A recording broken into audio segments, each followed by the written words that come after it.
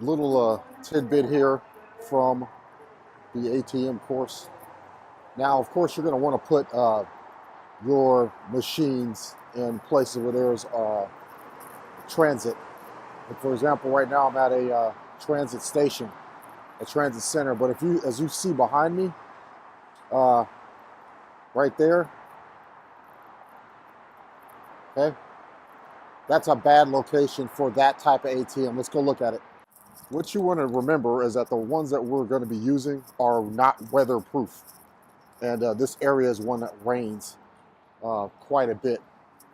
And it looks like we have us a Genmega 3500 series right here, which is some of the ones that I offer, or that I recommend you use out of the three that you'll see in the training if you haven't seen them, if you haven't got to that module yet. Anyhow, the problem with this particular, the 3500 series, they are not weather-proof. And you can see that this one here is in very terrible condition.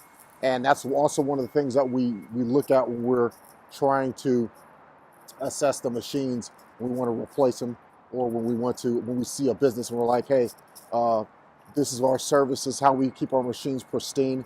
But your particular machine is having an issue. So if you take a look, there's scratches and stuff on it right here. It's in terrible condition. So yeah, so don't do that. Don't don't just try to make a don't just try to place anywhere for any reason. Okay, make sure when you do your placements that they make sense and they're pretty much follow the guidelines of the capabilities of the machine that you're placing. Okay. Anyway, that's it for now.